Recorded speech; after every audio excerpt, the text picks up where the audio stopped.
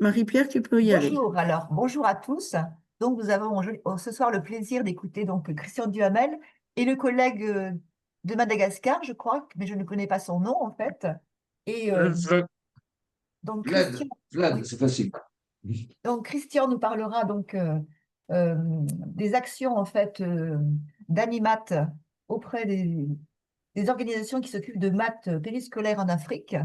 Et il nous parlera notamment, en fait, de ce qui se passe au Cameroun, à Madagascar, au Sénégal. Et j'ai oublié aussi Djibouti, évidemment. Donc, c'est la raison pour laquelle j'étais contente que Abdo soit là ce soir. Voilà. Donc, je laisse la parole maintenant à Christian et à son collègue Eh ben, de est-ce qu'ils ont Madagascar. accès à ça? Oui, Normalement, vous avez les oui, transparents, n'est-ce pas? oui, l'écran est partagé, c'est parfait. D'accord. Alors, je vais faire un petit historique là, sur comment on est arrivé en Afrique, parce que c'est pas tout à fait évident. Puis après, comment on a monté certaines choses, comment on s'est cassé les figures sur certains trucs, et puis comment on s'est rétabli en ce moment en espérant que ça durera. Donc, je vais aller assez vite sur l'historique, hein. Animat a été fondé en 1998, je pense qu'à l'impulsion essentielle de Martin Andler. Il s'agissait disons, de développer la mise en réseau, la valorisation d'activités mathématiques dans les établissements d'enseignement, y compris enfin, du collège à l'université.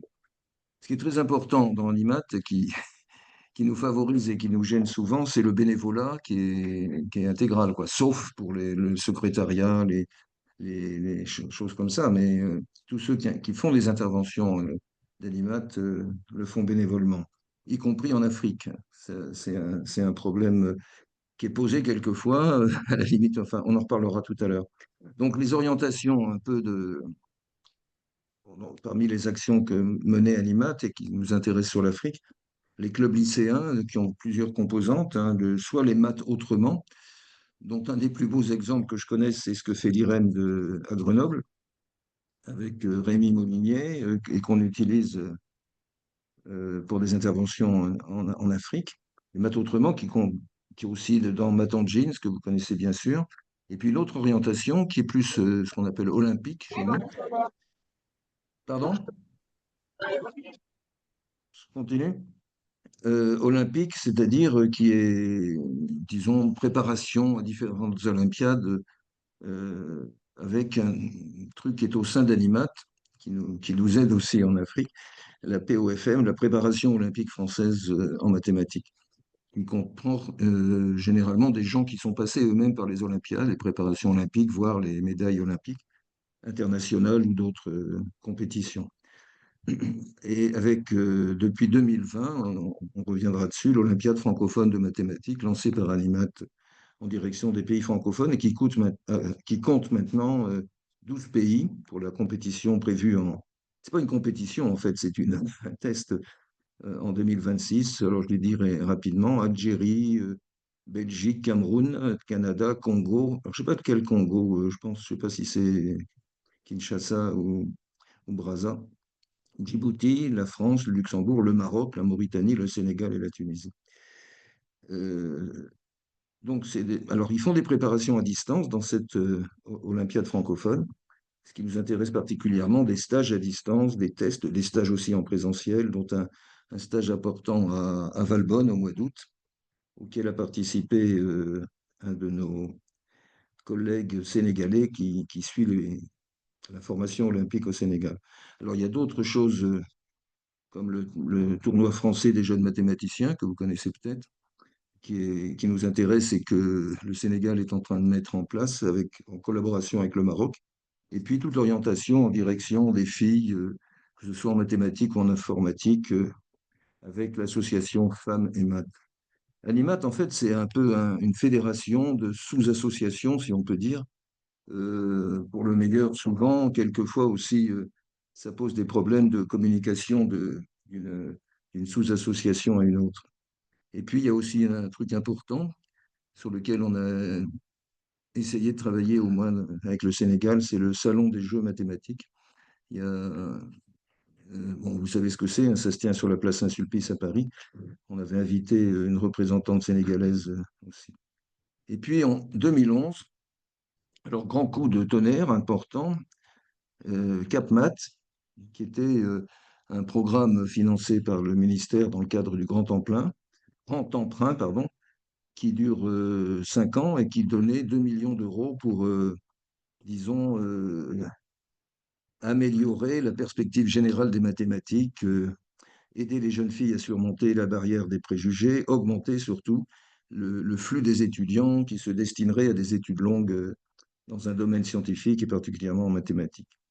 Et puis donner aussi à ces actions une dimension européenne et internationale. Et ça a été vraiment un sacré carburant, 3,5 millions d'euros, maintenant on en rêverait, qui a permis de lancer plein d'actions un peu dans différentes directions qui subsistent toujours, avec pas toujours le même financement.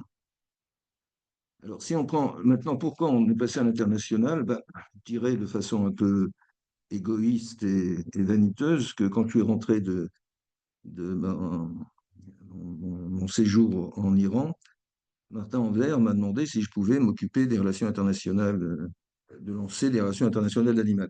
Parce que les relations internationales qui existaient, c'était surtout à travers disons, les rencontres dans les cadres des préparations olympiques qui se tenaient, il y a eu des écoles d'été aussi internationales qui se faisaient, mais il n'y avait pas vraiment de relations, disons, structurelles et personnelles, quoi, d'association. Donc on s'est lancé, tu peux donner l'autre? Moment, ah,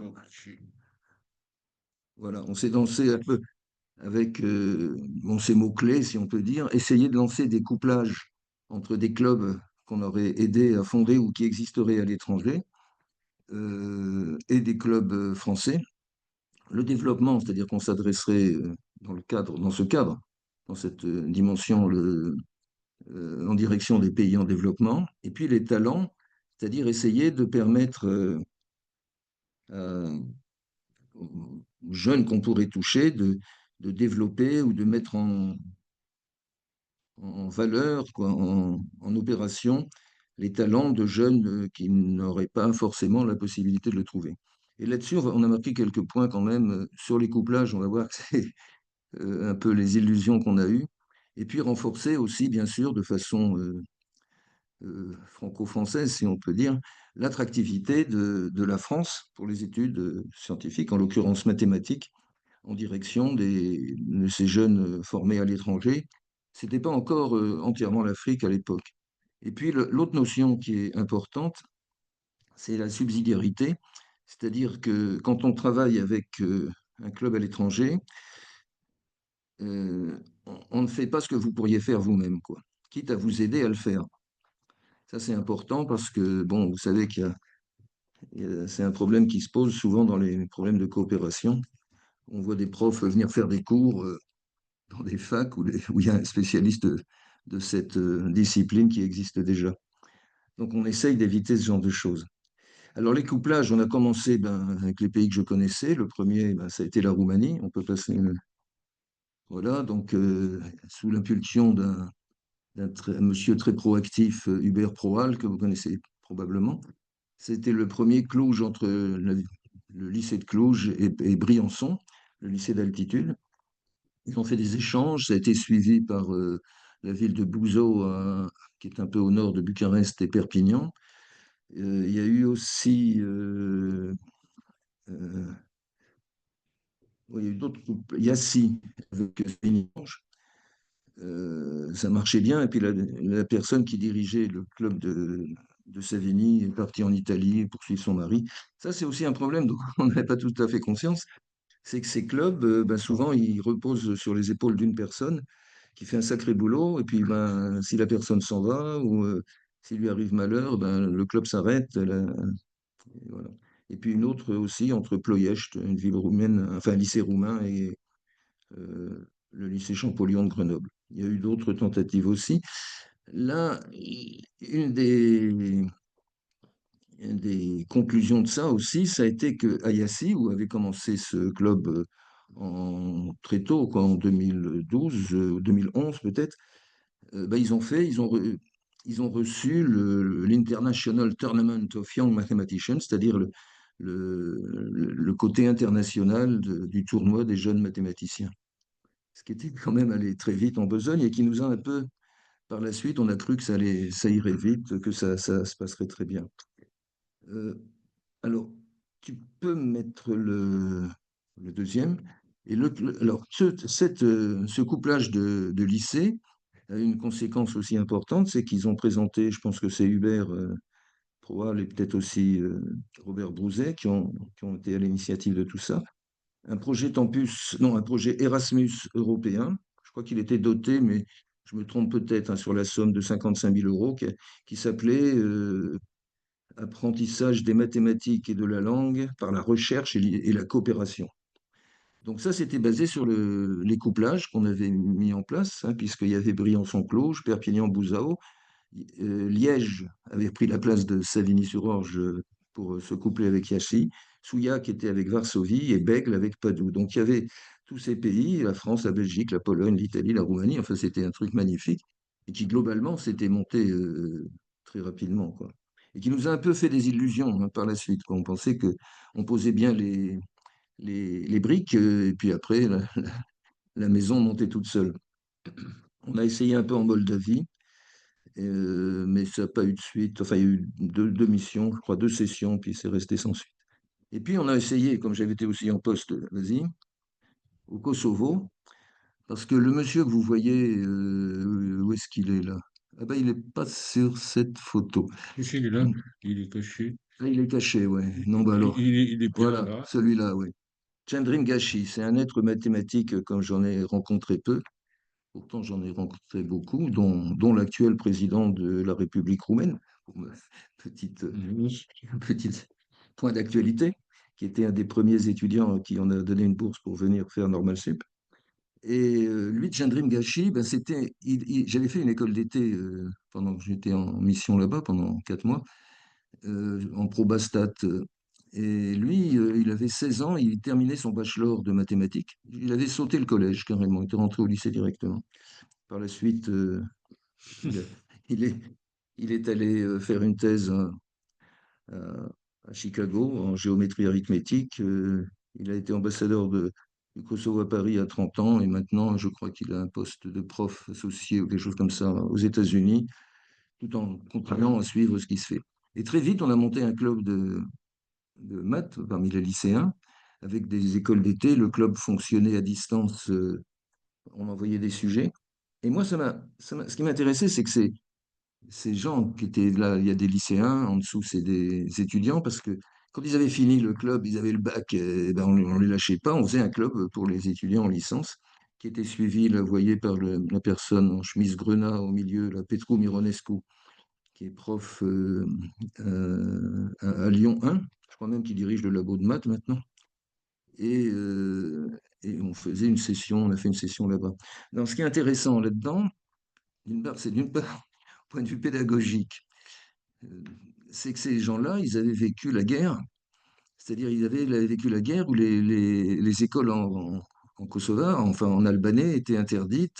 Les écoles se tenaient dans les caves, dans les greniers. Chandrim lui-même, il avait fui la guerre en allant dormir dans des cimetières, parce que, etc. Enfin, pour des trucs. Et il y avait peu de profs, les cours étaient raccourcis, et quand même, ils ont eu des résultats assez fabuleux puisque parmi eux, je ne sais pas lesquels, il y en a au moins 5 ou 6, pour ce que je connais, peut-être un peu plus, qui ont ensuite soutenu des thèses mathématiques à Lisbonne, Munich, Madrid, Groningen, Grenoble et l'INRIA, dont une qui est maintenant maître de conf à Rennes, si je ne me trompe pas. Donc ça, c'est quelque chose d'assez intéressant à la fois qu'un truc qu'on lance peut très vite germer, prendre corps. Donc ça, je sais pas, ça a dû continuer parce que Chandrim, ensuite, il est parti à l'étranger. Mais par exemple, la compétition féminine européenne, la EGMO, s'est tenue à Pristina cette année, en 2025, quoi. Donc j'ai eu Chandrim récemment qui m'a pour cette petite intervention. Ensuite, le, vas-y. Alors, tu as la prochaine? Oui. Attends. Ok. Alors ensuite, on a été sollicité. Alors dès 2010, c'est ce qui nous a mis sur l'Afrique, parce qu'au départ, on partait sur l'Europe de l'Est. et ce qui se présentait, quoi. On marchait vraiment sans savoir très bien où on allait, mais il y avait souvent des réponses, et notamment, il y a une réponse qui est arrivée de Douala au Cameroun, un certain Patrick Ngionou, qui est maintenant, je crois, secrétaire général de l'Association camerounaise des mathématiques. Je ne sais pas s'il est là-dessus. Il nous a demandé Alors, il a monté un club, ça, ça a bien marché. On a fait une école d'été en 2012, c'était la première. Alors là, ça, c'est le premier club que vous voyez. Ça, c'est le club lui-même qui ensuite a fait une école d'été où on recrutait plus largement à Douala. Ils étaient encore en uniforme. Ça marchait bien. Puis ça a continué. J'ai l'impression que par la suite, les écoles d'été ont continué à se tenir, mais j'étais pas sûr que les clubs continuaient vraiment, quoi. On n'a pas une grosse visibilité sur ce qui se passe tout à fait. Je ne sais pas si c'est propre à l'Afrique, mais il faut un peu chercher ce qui est vrai dans ce qu'on nous présente, quoi, quelquefois. Donc, alors, on a fait au Bénin, alors, dans les années, après ça, il y a eu peut-être un téléphone africain qui s'est mis en place, je ne sais pas, mais on a été sollicité par d'autres pays où on a rencontré des mathématiciens à qui on en a parlé, etc. Donc on prenait un peu ce qui se présentait, des gens qui étaient motivés pour faire des trucs en leur disant bien dès le début que c'était du bénévolat, parce que sinon, il y avait pas mal qui se présentaient aussi en pensant qu'il y avait un voyage en France, au moins, ou des trucs comme ça. Et puis, donc, il y a eu Kinshasa, on va revenir dessus, parce qu'ils ont fait un truc assez extraordinaire. Il y a eu le Bénin, le- et il y a eu en Palestine, à Bethléem, un Palestinien que vous voyez là avec le pantalon orange, qui était docteur en, disons, physique théorique et appliquée à l'astrophysique, ou astrophysique appliquée à la physique théorique sur les trous noirs, il travaillait. Et il a monté Alors, son idée, à notre avis, c'était déjà trop ambitieux. Ça a tenu 2 ans, et à côté de lui, il y a, comment il s'appelle, le Ken, qui était un polytechnicien passé par Animat dans sa jeunesse, de lycéenne, qui est venu intervenir. Et puis il y a une prof aussi je ne sais pas si elle est là, qui était une prof de Tours, qui sont intervenus dans cette école. Il y en a eu d'autres. Ça a touché quand même en Palestine en tout. Je vois 450 lycéens dans les procédures de sélection, et puis ça s'est arrêté, quoi. De toute façon, maintenant, je ne vois pas comment ça pourrait encore exister. Au Cameroun, donc première session à Douala en 2011 ou 2012, puis chaque année. Et puis, en fait, comme je disais, Patrick a disparu, non pas de la circulation, mais enfin de cet encadrement, puisqu'il a pris des responsabilités. Et je crois qu'il a un poste de prof maintenant je pense que c'est à l'université de Yaoundé ou de Douala. Et il est remplacé par quelqu'un qui est passé par ce club, qui s'appelle Adrien Benyomo, et qui est installé à côté de Yaoundé, dans la ville de Nkongsangba, et qui fait un travail qu'on présentera tout à l'heure, un travail assez formidable. Euh, on a fait aussi des sessions à l'époque, un peu comme ça se présentait au Gabon, parce qu'il y en avait un coopérant qui est maintenant, je crois, conseiller scientifique en Australie, que vous connaissez peut-être, là, Colonna Romano, je crois qu'il s'appelle. Il était aussi à la tête de l'AEFE ensuite. Au Togo aussi, un peu en fonction des opportunités. Là, on s'est heurté à des querelles locales, donc on s'est retiré, on ne savait pas. Puis à Tizi Ouzou, on a travaillé aussi, on a fait un club.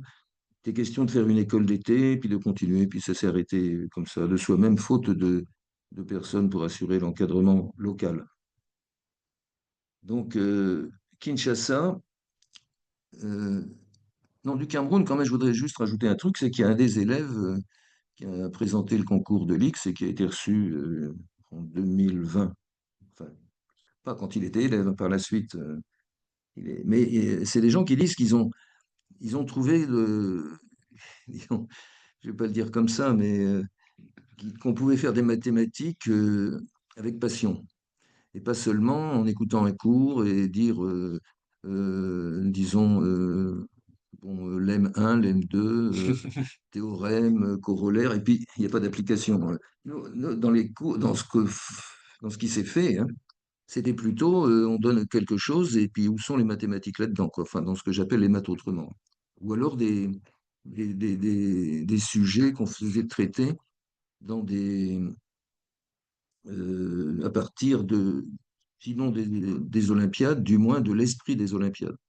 Et comme on avait pas mal des gens qu'on envoyait là-bas, qui étaient passés par des préparations olympiques, qui avaient participé à des Olympiades, ils avaient déjà bon, disons, les mains dans le cambouis, si on peut dire. Au Kinshasa, donc, il y a eu 3, puis 5, plus 8 établissements. C'est Jean-Pierre Boudine, que vous devez connaître, qui a suivi ça avec beaucoup de constance pendant quelques années. Il y avait jusqu'à 100, 150 élèves en tout, hein, sur les clubs qui étaient là. Puis ensuite, il faisait un festival qui allait jusqu'à, je sais pas, quelquefois 65, 80 élèves. La dernière année, il y avait 165 élèves. C'était Robert Brouzet qui était venu là-bas avec un de ses maîtres de conf de Perpignan. Et bon, là, c'était un peu trop, quoi. Mais ce qu'ils ont inventé, alors, ce qui c'était formidable à Kinshasa, c'était pas des matheux qui tenaient ça, c'était quelqu'un qui avait fait visiblement des études master d'informatique, et puis ensuite, je ne sais pas très bien dans quoi il travaillait, mais il avait fait un truc qui s'appelait la Synergie pour le développement intégral du Congo. C'était son association. Et bon, ce qui était bien, c'est qu'il organisait parfaitement toutes ces sessions d'école d'été, mais qui était un gros boulot quand même. Et on n'a jamais eu à se plaindre là-dessus, sauf la dernière fois où il y avait trop de monde, quoi. Donc, alors ce qu'ils ont inventé aussi, c'était la restitution. Alors, c'est quoi la restitution? Euh, Eh bien voilà, quand il y avait cette école d'été, eh ben, ils prenaient des élèves, des petites équipes, 5, 6, 10, et on leur demandait de restituer, mais dans l'esprit d'une école d'été. C'est-à-dire, c'était pas seulement au tableau, comme ça, de présenter un sujet qui avait été traité dans l'école d'été, quoi. Et ça, c'était une invention assez extraordinaire. Je pense que, attends, non, c'est après. C'est après que ça viendra. Je pense que moi, j'avais jamais vu ça, quoi. On demande à des élèves, des lycéens, et ils se prenaient très au sérieux. Là, alors, soit ils exposaient au tableau à 4 ou 5, ils s'étaient bien partagé les rôles, ils avaient bien répété. Il y avait quelques profs, mais qui se tenaient volontairement en fin de classe. À la fin, ils regardaient pour vérifier qu'il n'y avait pas de bêtises qui étaient dites, mais en principe, ils ne disaient rien pendant la séance de restitution. Et je pense que c'était une façon de faire que les étudiants qui avaient suivi l'école s'approprient ce qu'ils avaient écouté, quoi, ce qu'ils avaient entendu, ce sur quoi ils avaient travaillé. Euh, donc, en plus, s'il y avait, mettons, 80 personnes, 80 lycéens et lycéennes qui avaient suivi l'école d'été, par la restitution, on multipliait ce nombre par 10 ou 20, quoi. C'est-à-dire qu'on touchait beaucoup plus de gens, beaucoup plus d'élèves, quoi, puisque après, ils allaient dans leur propre lycée faire ceci. Euh, Ensuite, alors où j'en suis là? Euh, ouais, ils sont aussi. Alors, on a envoyé 5 Congolais, 2 profs et 3 élèves à une école qui s'appelait Math en Folie à Lyon, qui était organisée par le NS Lyon. Et puis, en avril 2018, ils ont fait c'est eux qui ont introduit la notion, le mot de festival des maths. Où on faisait. Alors, au début, bon, il y avait que 75 élèves, mais ça grossit un peu trop vite sans que le contrôle était bien établi là-dessus.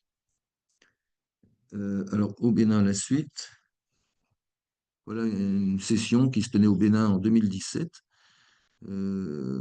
Ça, c'est deux.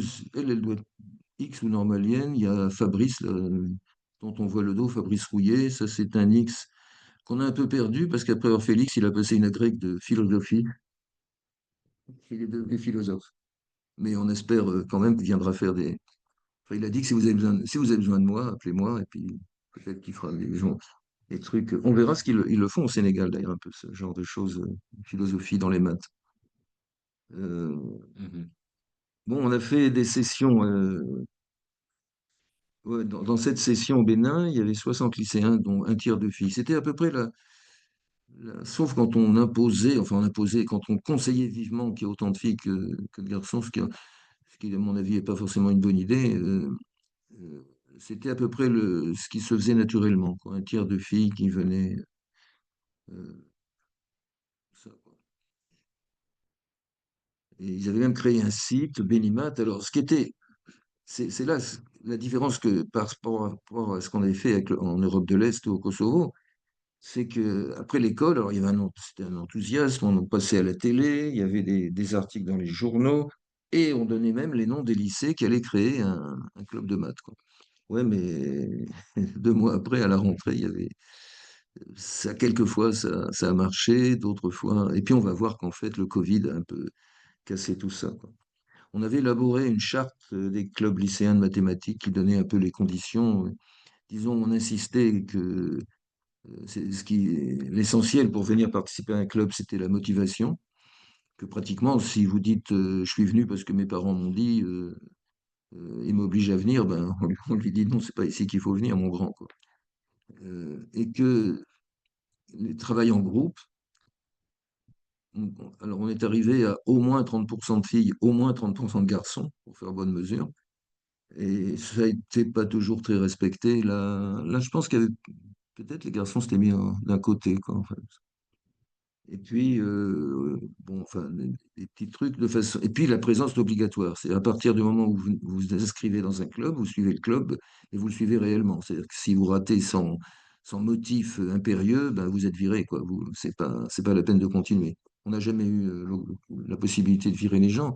Et l'intérêt était tel que vraiment ces gamins, excusez-moi, à mon âge, je peux le dire gamin, ces gamins découvraient que l'intérêt de faire des maths en équipe, de- d'avoir des solutions qu'ils trouvaient par eux-mêmes, quoi, de-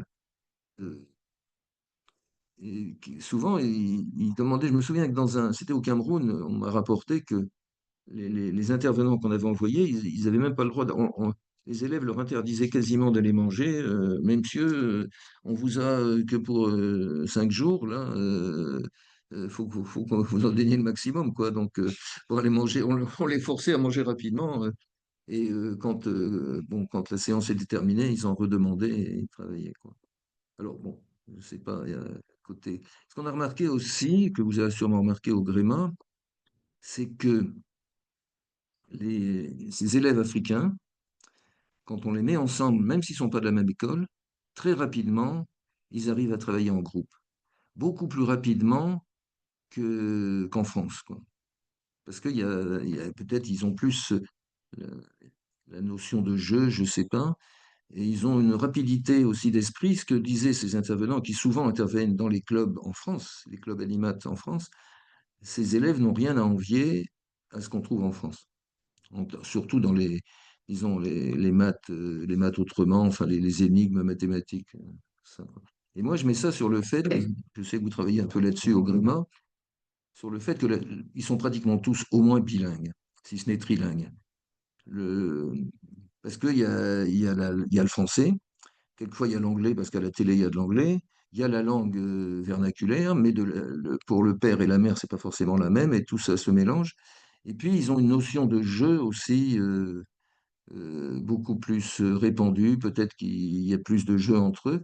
Et j'ai même une petite théorie tout à fait personnelle, qui doivent être bons en théorie des graphes, parce que les familles, le nom du cousin, suivant qui vient par le père ou la mère, n'est pas le même. On dit pas cousin pour les mêmes, et qu'il faut qu'ils s'orientent à travers des familles qui sont souvent très élargies, et que ça doit être une bonne chose pour apprendre les graphes. Mais comme j'ai un graphiste à côté de moi, il va peut-être me contredire, je ne sais pas.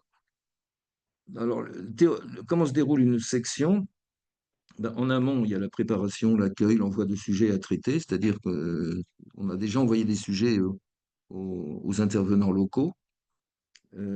Puis alors pour les locaux, il y a quand même tout un truc, avoir l'appui des institutions. Ils convoquent la presse, la télé, ils font les commandes des repas et les réservations de salles, etc. On n'a jamais eu vraiment de problème là-dessus, quoi. Alors quelquefois, bon, dans certains lycées, les salles, c'était le confort minimum et un peu déglingué, mais on n'a jamais eu à se plaindre d'un manque de l'organisation des sessions. Le samedi arrivent généralement deux intervenants de Animat. Le dimanche, ils font une réunion avec l'équipe locale des intervenants. Ils font un peu de tourisme aussi. Et du lundi au vendredi, il y a le tenue de la session et on dit 35 heures sur 5 jours, ça fait quand même pas mal. Quelquefois, ça dure un peu plus parce que pendant les repas, ça continue. Et puis le vendredi, en fin d'après-midi ou le samedi matin, il y a un bilan qui est fait d'abord avec les élèves et les profs, et puis ou les élèves tout seuls, puis ensuite avec les profs, on fait un bilan et perspective avec les profs, et on fait rédiger par les élèves une appréciation sur la session.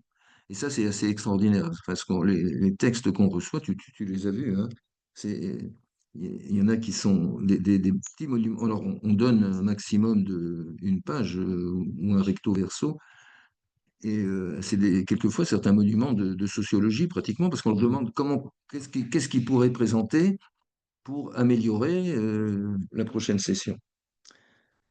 Et puis, alors après la session, mais ça ne s'est fait qu'au Congo, malheureusement, on demande qu'il y ait la restitution qu'on a présentée tout à l'heure dans les Kinshasa. Tu peux passer le suivant. Donc voilà des sessions qui sont tenues. Là, en haut à gauche, c'est au Sénégal. En face, c'est au Burkina Faso. À droite, vous reconnaissez Julien Cassaigne, qui est, lui, je crois qu'il était au Cameroun, avec Thomas Santis qui est aussi là. Là, c'est en Côte d'Ivoire. Alors, la particularité du monsieur qui a une chemise rouge, là, c'était à l'époque le seul diplômé médaille d'argent, je crois, aux Olympiades internationales africaines. Enfin, le seul diplômé africain aux Olympiades internationales. Je crois que maintenant, il a travaillé avec toi un peu ici, non? Il a fait sa thèse ici, et puis une très belle thèse d'ailleurs, et puis il est parti faire de la finance Aux États-Unis? à Abidjan. À Abidjan. Enfin, voilà. Mais alors c'est pareil, là, Côte d'Ivoire, en préparant cette petite conférence, là, j'ai fait mes recherches et je suis tombé sur un journal de Côte d'Ivoire qui disait, ça y est, on va monter des clubs dans tel lycée. Les lycées étaient donnés, il y avait 10 lycées qui étaient prêts à lancer des clubs et puis bah, maintenant il n'y a plus de Côte d'Ivoire, quoi. C'est, fallait s'habituer à ça, quoi. Donc ça, c'est l'annonce à l'époque, on travaillait avec le RC2S, le réseau des clubs scientifiques du Sénégal, qui travaillait, alors, on demande toujours qui est Campus France, parce que c'est quand même le donateur, c'est grâce à lui qu'on peut monter ces choses-là, quoi. Alors, ça s'appelait Sénémat, c'était les clubs Sénémat, et puis, bon, il y a là aussi celui qui animait ces réseaux est parti au Canada, etc. Mais on a un autre partenaire et on présentera tout à l'heure. En bas à droite, je crois que c'est au Cameroun, je crois. Enfin voilà. Prochaine. Donc voilà une séance de restitution à Kinshasa. Donc c'est une école de filles, visiblement. Ils ont même fait un t-shirt Animat. Donc l'équipe de filles vient présenter ils viennent répliquer l'école, mais ils ne le font pas. Alors, il y a d'autres qui ont choisi de le faire au tableau, quoi. Ils sont à 4 ou 5, ils se répartissent et ils expliquent, ils font un cours, quoi. Et là, ils font travailler des groupes de lycéennes et on voit, on voit qu'elles sont très prises, quoi. Et puis elles circulent dans les tables pour faire avancer le truc. Et ça, je trouve que c'est une initiative assez extraordinaire. Ça demande quand même pas mal de préparation, voilà. Attends, non, ouais, on revient à ce qu'il y avait avant, parce que, ouais, mais ça. Et puis voilà, 2020, coup de tonnerre, le Covid. Plus des événements dans certains pays qui fait que il n'est pas. On pensait qu'envoyer des gens dans ce pays, c'était pas une grande sécurité. Surtout un Français, quoi, un blanc, ça se repère très vite. Bon.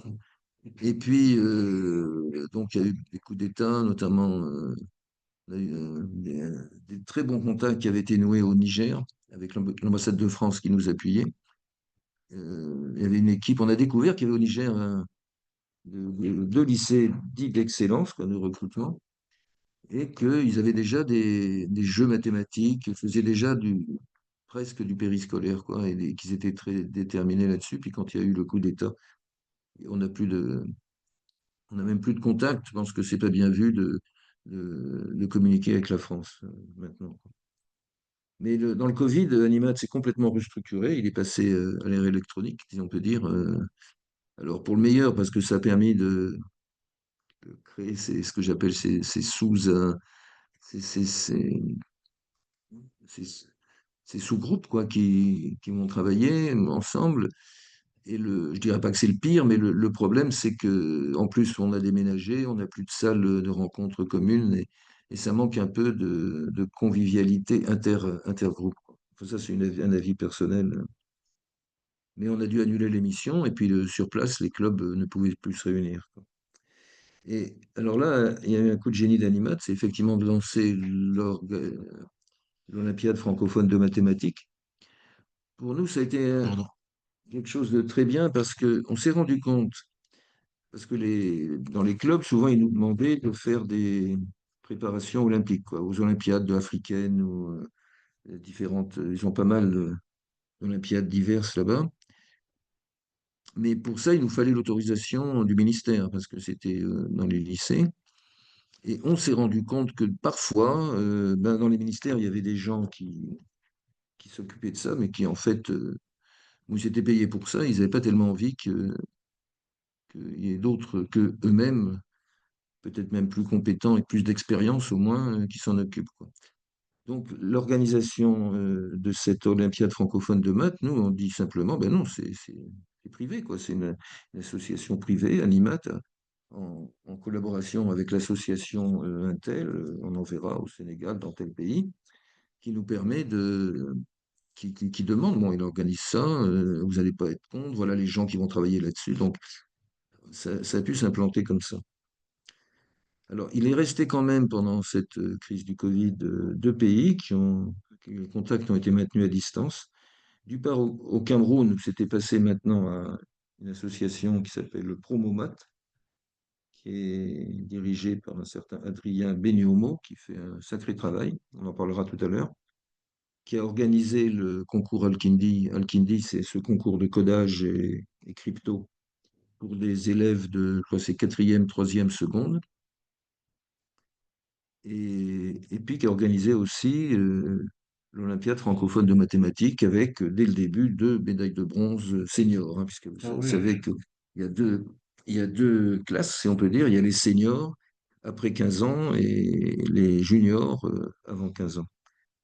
Et puis le Sénégal. Alors au Sénégal, on a eu contact avec une télévision privée qui s'appelait Télé-École. Et avec l'équipe de Grenoble, l'idée c'était de donner chaque semaine à Télé-École, passer une énigme qui était posée comme ça. Alors Télé-École nous disait qu'il y avait 3 ou 4 000, c'était suivi par 3 ou 4 000 personnes. Je ne sais pas, j'ai jamais su comment on mesurait l'audience d'une télévision, mais enfin. Mais c'était pas mal, quoi. Il y avait quelqu'un, un prof de sénégalais qui le présentait. On lui préparait tout, quoi. Il donnait la solution, tout ça. Bon, et c'était des sujets. Je me souviens que moi, j'en avais donné un sur le dessèchement d'une méduse sur la plage. Eh ben, c'est pas si simple que ça. Parce que- ou d'autres sur des problèmes de codage, des petits problèmes quoi, que, en principe, on devait pouvoir résoudre. Et puis on donnait la réponse la semaine d'après, après avoir donné la réponse, on donnait l'énigme pour la semaine suivante. Bon, puis le prof en question, bah, finalement, il a décidé d'arrêter, et puis on n'a trouvé personne pour le remplacer, et puis on ne voulait pas que ça soit présenté uniquement, enfin que ça soit présenté par les Français d'Animat, on voulait que ça soit plus local, quoi. Mais sur l'attractivité globale, euh, j- on a eu quelques résultats, ce qui était intéressant. Alors, c'est un peu biaisé tout ça, parce que sur les étudiants, par exemple, on nous annonce que tous les étudiants par exemple, du club de Douala étaient reçus au bac. C'est beaucoup avec mention. Alors que le bac était beaucoup plus sélectif qu'en France, quoi. Maintenant, savoir si c'était parce que c'est le club qui leur avait donné la motivation, l'élan pour bien préparer leur bac, qui avaient fait ça, ou si c'est parce qu'ils étaient très intéressés par les maths qu'ils venaient au club, et que donc, étant intéressés par les maths, indépendamment du club, ils étaient reçus au bac. Mais enfin bon, c'était quand même intéressant. Le problème, c'est que pour ces gens qui ont été reçus au bac, ben, on n'avait pas de bourse à leur offrir pour faire des études en France. Alors l'attractivité sur laquelle on devait travailler pour Campus France, ben, ça a été très difficile. On a eu un jeune qui avait été repéré par Boudin à Kinshasa. Alors il a fait inscrire en maths sup à Marseille. Bon, on a résolu le truc, mais on a eu un mal fou à lui trouver une bourse qui était très insuffisante. Il a fallu lui trouver une disons, un poste de bibliothécaire dans les bibliothèques, parce qu'après il est parti à l'université, comme ça ne marchait pas trop en maths sup, surtout en plein Covid. On a même fait une cagnotte pour lui trouver des vêtements pour l'hiver et un ordinateur. Enfin bon, c'était un peu lourd comme. Bon, mais maintenant, on a pris cette année qui venait d'être ingénieur de l'école Polytech de Lyon en modélisation mathématique et informatique. Bon, on va lui trouver un job maintenant. Et, et puis d'autres qui avaient l'argent pour aller s'installer en France, bah oui, mais il y a Parcoursup. Il y avait une petite Congolaise, enfin, je ne sais pas si elle est petite d'ailleurs, parce que je ne l'ai jamais vue, mais celle qui avait fait cette analyse du club Animat, là, absolument remarquable, qui était aussi remarquable pendant l'école, enfin, qui avait été bien repérée là-dedans. Elle voulait s'inscrire à Limoges, elle devait avoir la famille à Limoges, bon, mais la date de Parcoursup était passée et impossible de la contourner, quoi. Même en donnant des recommandations, etc., on n'a pas on n'a pas de poids, quoi, par rapport à Parcoursup. Enfin, bon, du Cameroun, ils ont quand même eu aussi, moi, une année, je ne sais pas ce qu'il en est sur les autres, au concours d'entrée à l'université de Douala, où il y a 10% d'admis parmi les candidats, ils ont eu 100% de réussite. Et puis, ce polytechnicien de l'année 2020, bon, mais qui était aussi premier au bac au Cameroun, enfin, qui serait peut-être entré à l'X de toute façon, je ne sais pas, mais enfin. Euh, et puis aussi au Cameroun, le major d'un baccalauréat sciences et technologies. Enfin, technologie. Et puis à Madagascar, alors, repéré par monsieur Ravelo là, à ma droite, un jeune qui s'appelle, ça ne s'invente pas, Alpha, qui était un berger, c'est-à-dire un berger, vous savez, comme on porte le bâton à l'horizontale sur les épaules, pieds nus, dans la campagne, et qui a découvert les maths dans le club, et qui a été complètement enthousiaste, et qui a été major national du bac scientifique malgache.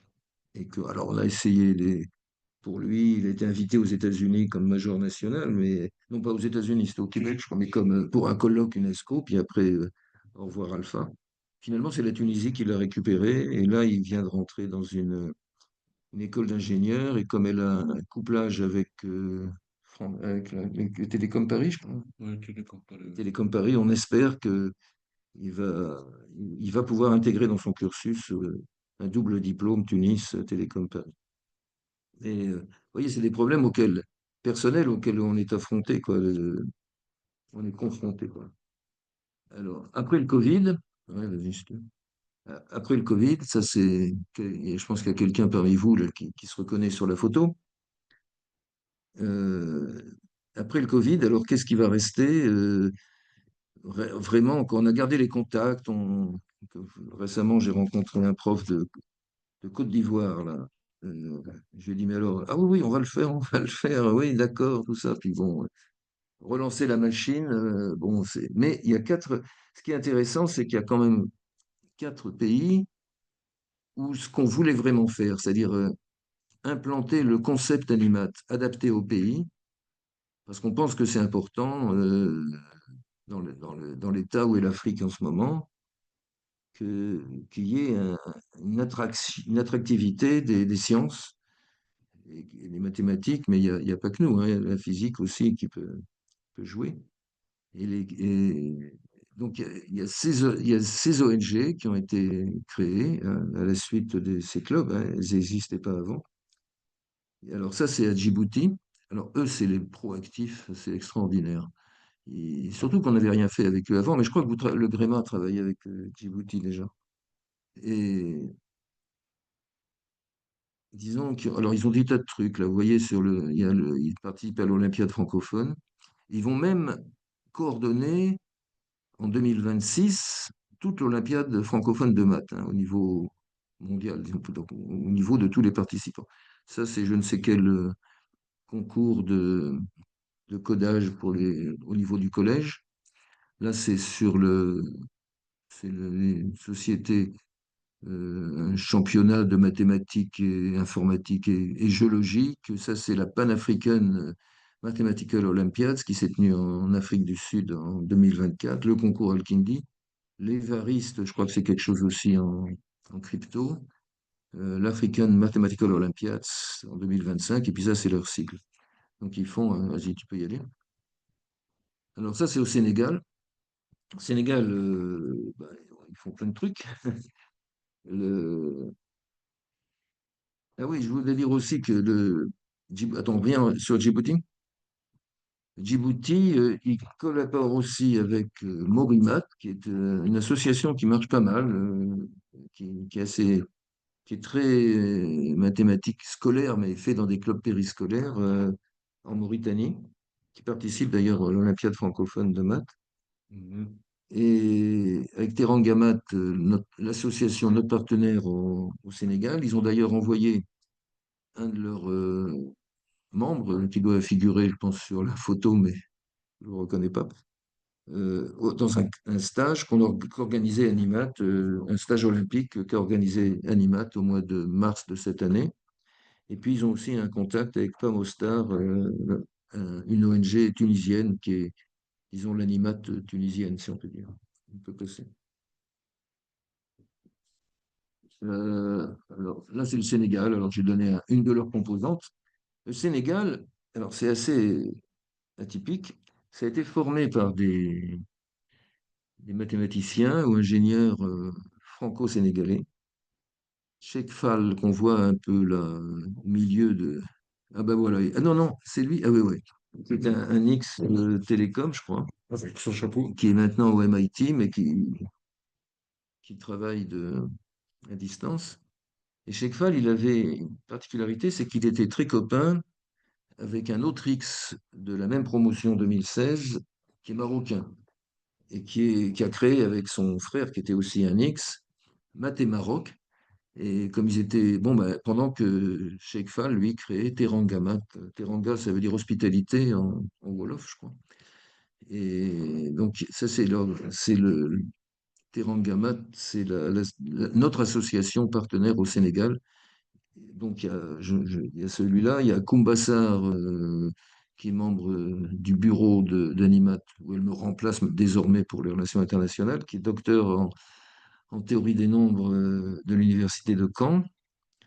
Il y a Mantafal qui est des mines de Saint-Étienne, un autre qui est de Polytechnique Dakar, un autre X-Télécom qu'on voit, ben, c'est Papa Segawadé, dont je vous avais envoyé un petit résumé de sa thèse parce qu'il travaille sur disons, l'apprentissage par intelligence. Si je ne me suis pas trompé, l'apprentissage par intelligence artificielle d'une langue comme un enfant apprend une langue, quoi.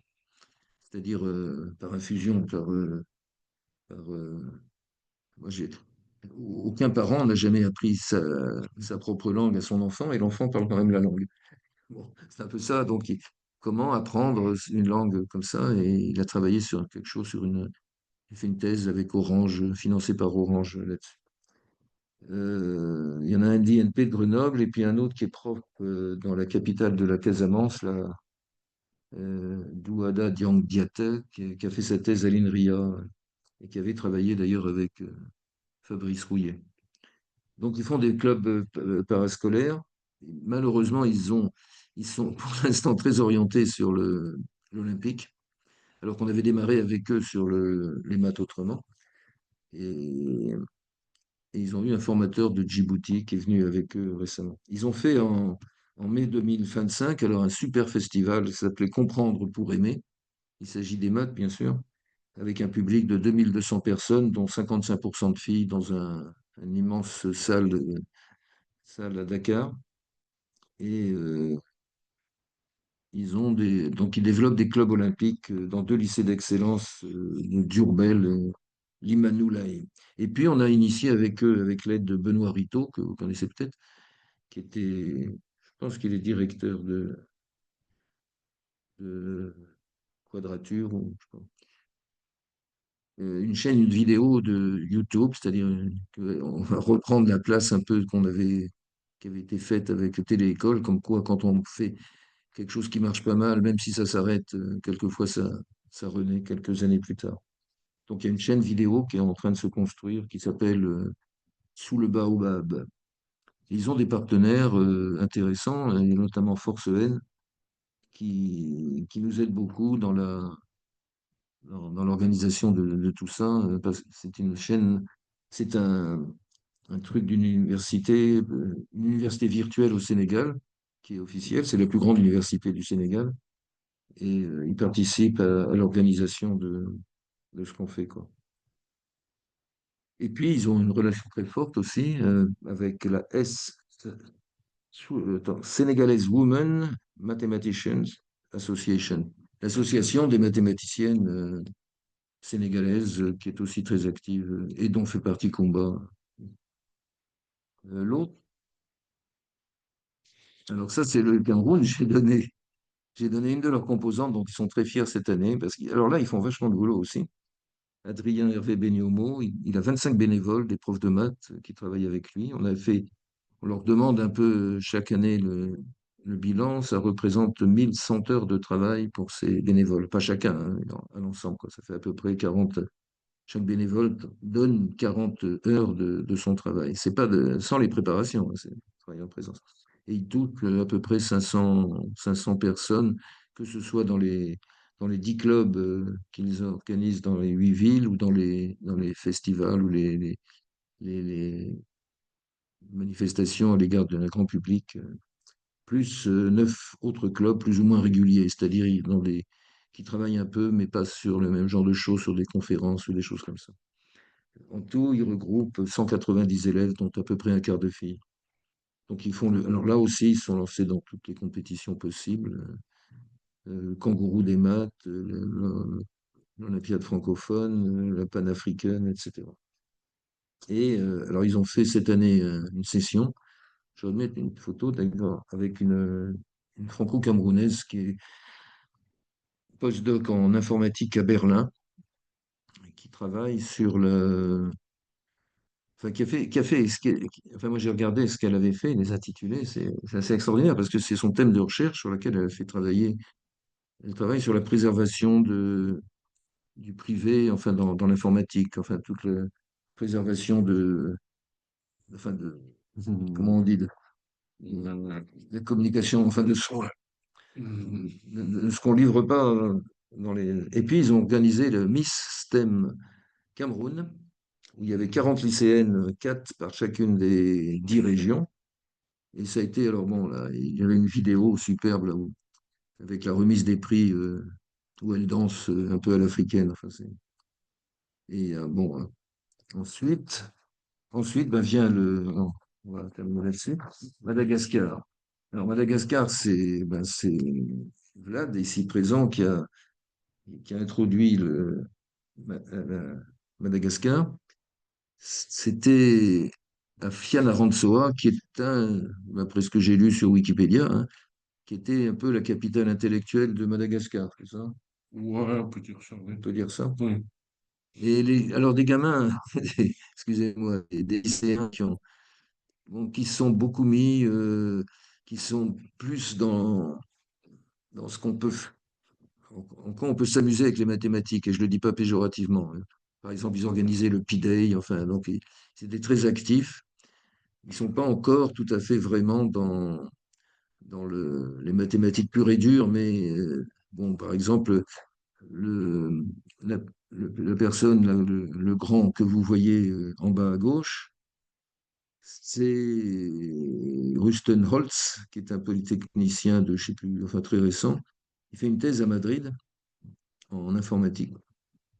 Et c'était le directeur, disons, du tournoi français des jeunes mathématiciens pour Animat, avant d'être à l'X, quoi. Donc, alors, il avait organisé un truc qui a très bien marché. Là, vous voyez une remise de prix. Il avait fait des équipes. Et à chaque équipe, on donnait un sujet de recherche difficile sur lequel il travaillait. Il était encadré, c'est le principe du TFJM, par un professeur malgache. Et puis après, ils se mettaient un peu, ils présentaient leurs résultats, puis on discutait. Et puis il y avait un classement qui était fait par l'ensemble du dispositif, si on peut dire, y compris les élèves. Donc là, c'est une des équipes d'un lycée qui travaillait là-dessus. Et cette année, alors ceux qui encadraient le club de Fianna Rantsoa, je crois que celui qui le dirige il faisait une thèse en didactique des maths avec des gens de Montpellier, que vous connaissez sûrement peut-être. Et bon, ils étaient deux vraiment à tenir ça, et puis ils veulent terminer leur thèse, donc ils ont demandé un peu à pouvoir lever le pied. Donc on devait déplacer disons le centre de commandement, si on peut dire, sur Tananarive, où il y a des vrais mathématiciens, des gens qui font des tests de maths, ce qui nous arrangeait un peu. Et puis on travaillait avec Fianna Rantsoa, qui était un peu qui était associé à ça, plus Ranino, comment ça s'appelle? Dans le nord, là. Diego Suarez, Ah voilà, ouais, Diego Suarez, mais c'était pas ça. un petit ballon aussi. Antsiranana, voilà, c'est ça. Donc c'était un truc qui devenait national. Donc la session était prête, elle devait se tenir fin octobre, hein, c'est ça? Mhm. Tout est prêt. Et puis patatrac, la génération Z a mis le gouvernement par terre. C'était plus très conseillé. D'ailleurs, on ne pouvait plus envoyer quelqu'un là-bas. Donc pour l'instant, c'est reporté probablement sur. On espère. Pour Noël, ce sera peut-être un peu juste, mais on espère en 2023, et quitte à faire deux sessions en 2023. Bon, alors on a aussi des partenaires. On a eu un petit truc là qui nous est arrivé il y a 15 jours, mais je voudrais en parler parce que c'est très sympathique. Il y a quelqu'un du Burundi, le Burundi c'est un tout petit pays, c'est un des plus pauvres au monde, qui, qui a monté avec un Burkinabé prof à Jussieu en physique de l'environnement.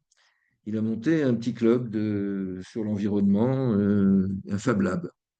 Et il nous a demandé, quoi, par ce Burkinabé, là, ce prof qui, euh, qui nous connaissait et qui a suggéré d'introduire des mathématiques. Donc, on est en train de monter un petit truc. On verra, faire ses preuves d'abord, on lui envoie pour monter dans son projet de Fab Lab, de monter un club de mathématiques. Alors là, ce sera beaucoup plus simple. On va y aller doucement, une réunion mensuelle, et puis on va voir comment ça avance. Peut-être ça se cassera la figure, mais on a commencé à avoir l'habitude là-dessus.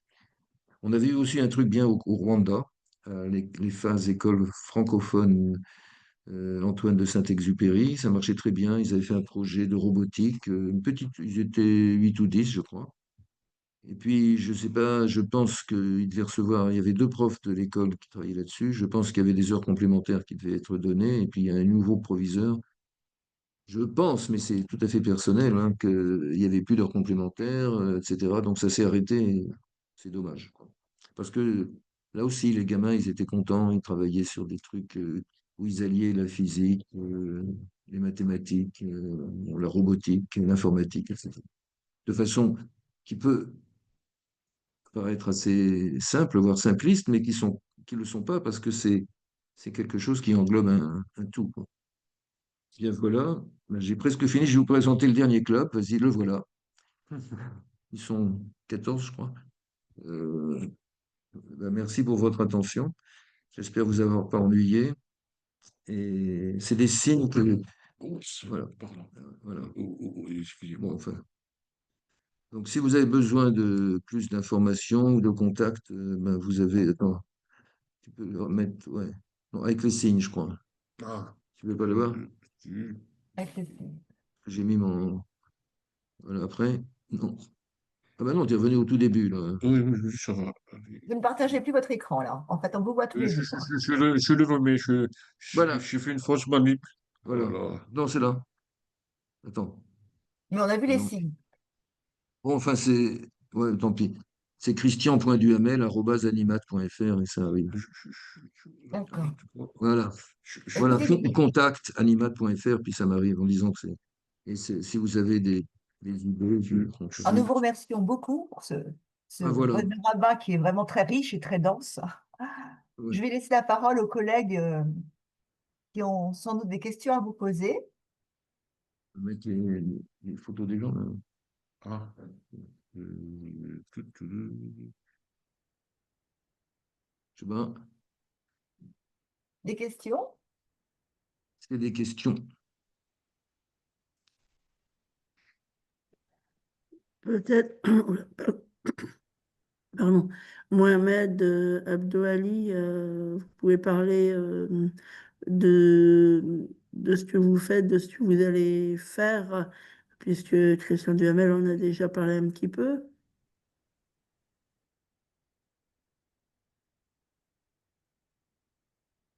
Oui, vous m'entendez? Oui, très bien.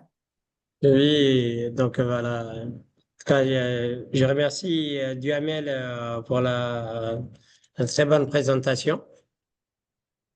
Et donc nous aussi, à Djibouti, on a commencé à travailler sur les Olympiades à partir de 2022 et c'est grâce à Animat. C'est en prenant contact avec Animat. Et c'est arrivé par un coup de chance, là. Il y a un membre du conseil d'administration d'Animat qui est venu chez nous et à Djibouti qui nous en a parlé. Et depuis, on a pris contact avec Animat et les choses se sont accélérées depuis. Et on a monté à partir de là une association, euh, Adamat. Donc, qui a décidé de travailler sur la préparation des élèves pour les Olympiades et organiser des séances d'entraînement, des formations pour les élèves et aussi pour les enseignants encadreurs. Parce que tout de suite, on a remarqué que même les enseignants du secondaire qui étaient dans les classes devaient eux aussi se former au type d'exercice des olympiades qui sont totalement différents de ce qu'ils font avec les élèves des maths scolaires. Et c'est ainsi qu'on a eu l'occasion de participer à plusieurs olympiades, certaines en ligne, certaines en présentiel.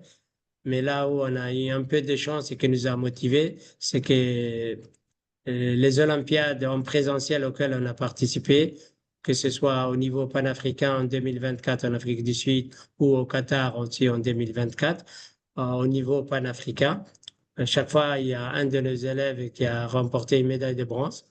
Et du coup, ça a motivé toute l'équipe. Et voilà.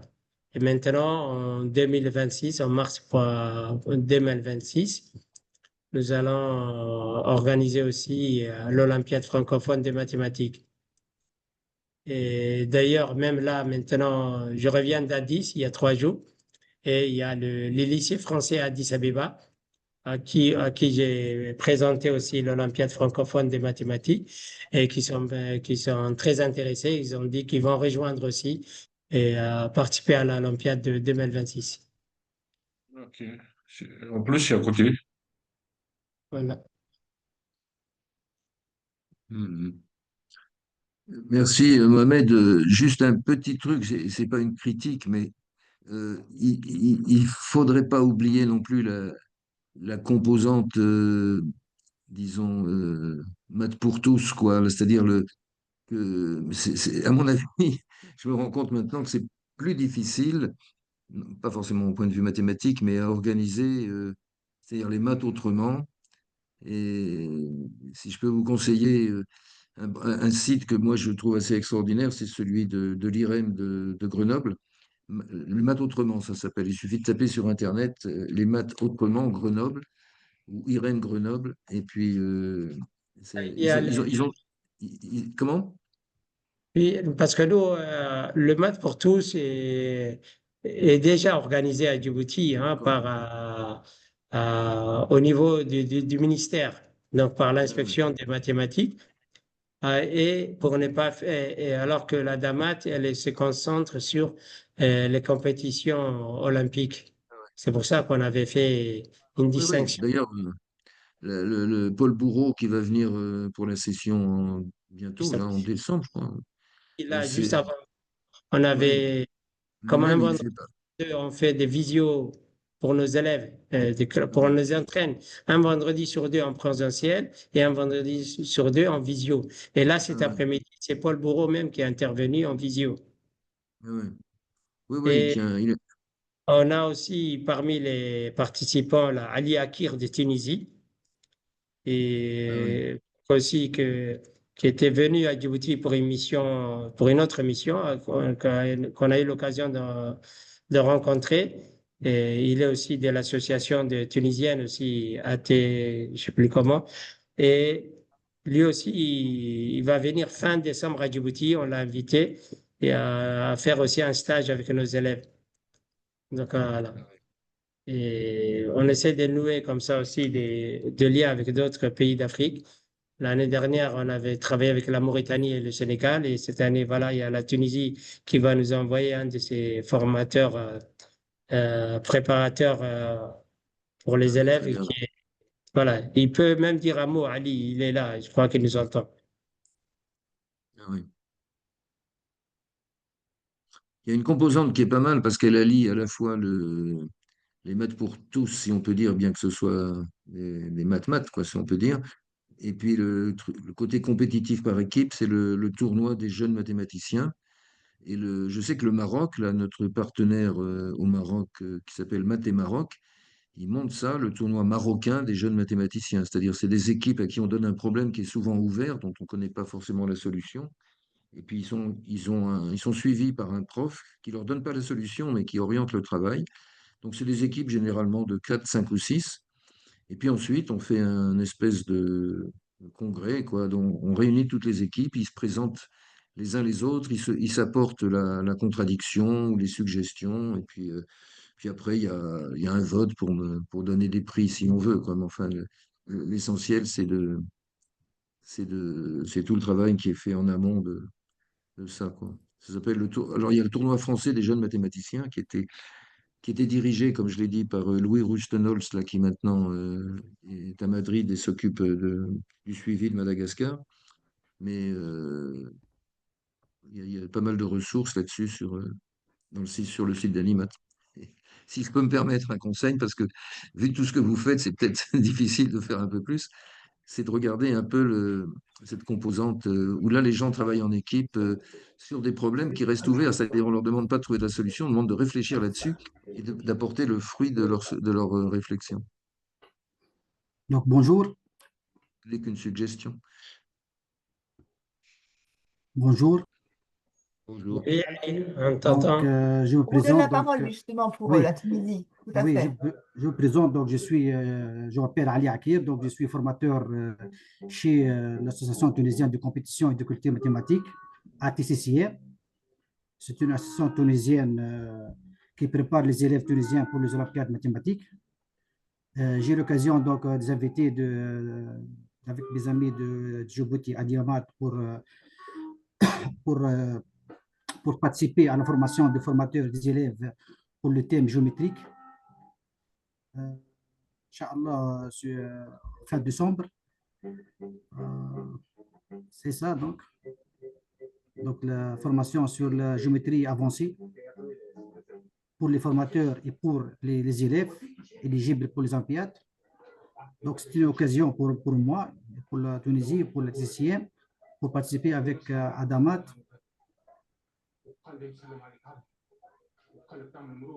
Okay.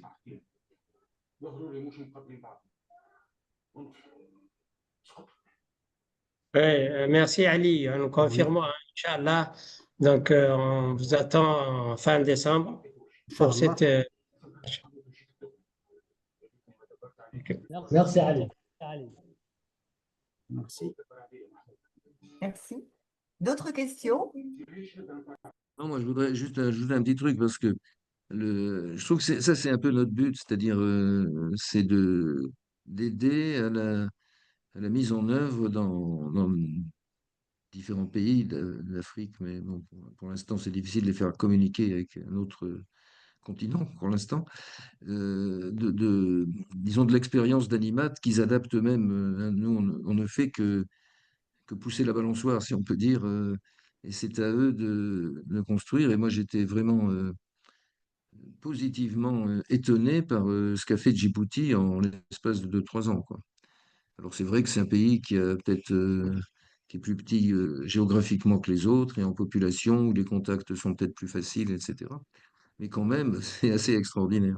Et puis là, bon, ce qui nous contente, c'est qu'il y a ces 4 associations dans 4 pays, plus celle du Maroc, pour ce qu'on en connaît, qui semblent exister. Et moi, je trouve que c'est pas mal d'avoir ces, disons, ces contacts, ces relations libres entre les clubs. Et ce que je suggérerais, on a essayé de le faire, mais c'est encore un travail, je pense que c'est plutôt dans la mentalité à mettre en place, qui est un site commun de ressources pour tout ça, parce il y a des... C'est-à-dire que si on veut monter un club, ben, on sait qu'il y a tout un ensemble de ressources qui soient praticables, ce qui n'est pas évident, et que chacun puisse utiliser pour faire fonctionner son club, les ressources d'expérience. Donc s'il y avait un site commun africain Alors est-ce qu'il faut le limiter à l'Afrique subsaharienne ou mettre toute l'Afrique? J'en sais rien, ça c'est un peu à vous de décider. Mais bon, là déjà qu'il y ait des contacts entre Djibouti, le Maroc, la Tunisie, la Mauritanie, le Sénégal, pour ce que j'en connais, bon, c'est déjà une avancée, quoi. Voilà, bon, c'est tout. Merci. Moi, j'avais une question un peu plus générale. Est-ce que ces clubs, en fait, sont un levier pour transformer un peu les pratiques d'enseignement des mathématiques? Est-ce que vous avez pu le constater ou est-ce que c'est... Bon, c'est... Quand on parle de Oui, maths ça pour c'est une tous, question, je dirais que je veux pas être provocateur, mais c'est pas notre problème. Nous, on fait pas des compléments de cours, on fait pas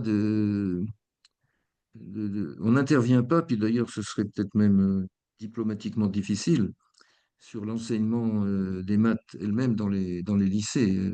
C'est-à-dire, bon, il y a des profs, la plupart des encadrants locaux, c'est des profs de maths de lycée ou des universitaires. Donc, si ça change les pratiques, moi, d'après ce que j'ai entendu, ce que j'ai lu, et peut-être bon, comme ça, je l'ai publié dans Image des maths, là, un petit article là-dessus. On me dit qu'il n'y a pas 10% des profs de maths en Afrique subsaharienne, hein, il s'agissait, qui ont une formation de prof de maths, disons, quoi, comme on peut la concevoir chez nous, quoi. C'est-à-dire que, alors, on peut se dire aussi qu'une fois que j'ai un bon master de mathématiques, ou même un bon bachelor de mathématiques, qu'est-ce que j'irai faire dans l'enseignement où c'est sous-payé, où c'est par rapport à ce qu'on peut offrir en ce moment